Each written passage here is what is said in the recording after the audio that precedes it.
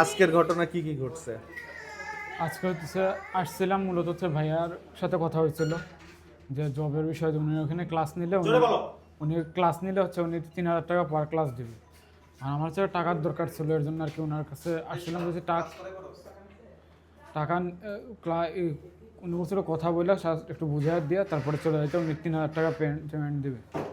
3,000 টাকা নিয়ে চলে যাবেন। এছাড়া হচ্ছে বিএটিসি নিয়ে যখন পেজ খুলছিলাম। একটু বিরক্ত করি ভাই, একটু কষ্ট। আবার একটু বলো দেখি, আবার একটু বলো। 2024 সালের ডিসেম্বরের 23 তারিখে উনি আমার থেকে 3,000 টাকা নিচ্ছে। এই ব্যক্তি না? হ্যাঁ। হ্যাঁ, দেখছেন? ঠিক আছে, ওকে। এরপরে আর যোগাযোগ করেনি? আমার ব্লক মারা দিছে। আমার আম্মুর সাথেও কথা বলছে উনি, যে উনি আমার চাকরি দিবে, 70,000 টাকা দিলে উনারে এই সেই।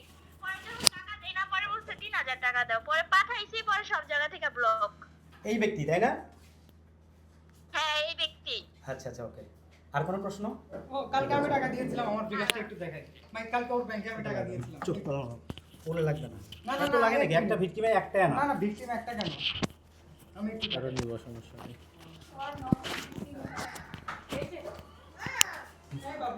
এই যে এখন তো শুনলেন আপনি টাকা নিয়েছেন, নিয়ে ব্লক করে দিয়েছেন, আসলে কি ঘটনা সত্যি? হ্যাঁ, সত্যি। কেন করছেন এটা? জোরে। কেন করছেন এটা? নিয়েছিলাম, টাকার দরকার ছিল। তারপর হচ্ছে গিয়ে ফ্যামিলির পুরো টাকা হচ্ছে গিয়ে আমার করা লাগে, আম্মু অসুস্থের পরে আমার আবার এই অপারেশন একটা করাতে পারি, জন্য টাকার পুরো দরকার ছিল এর জন্য আর কি। তো এই যে এদের সাথে প্রতারণা করেন দীর্ঘদিন ধরে, কতজনের সাথে এরকম প্রতারণা করেছেন এর আগে? এখন পর্যন্ত 30 থেকে 35 জন, যতজনের সাথে করছি আর কি। আমার একটা নোটবুকে লেখা আছে যে কার কার সবার নাম লেখা আছে ওটার মধ্যে। কত টাকা নিয়েছেন এই সবার কাছ থেকে? আমি যতটুকু পুরো ক্যালকুলেট না বলতে পারি, 3 লাখের উপরে নিচ্ছি আর কি। এই যে 3 লাখের উপরে টাকা নিয়েছেন, কারোর কোনো জবও দিতে পারেননি এবং কোনো ট্রেনিংও দেননি?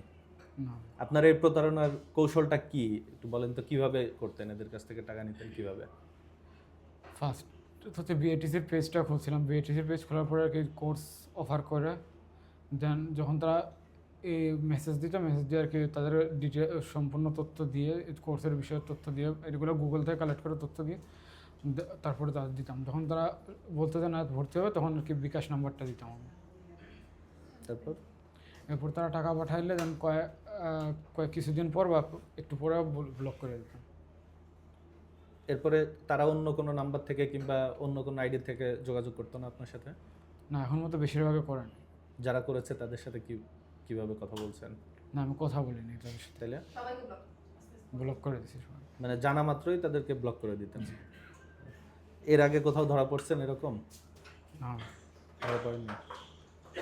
এই যে এখন ধরা পড়লেন, এখন কি করবেন? এখন তো ভাইয়াকে আমি বলছি, ভাইয়া বলছিল যে লাইভে এসে ক্ষমা চাইলে উনি ক্ষমা করে দেবে। এখন ওনার কথা মতো আমি, উনি যা যা বলছে সব করছি।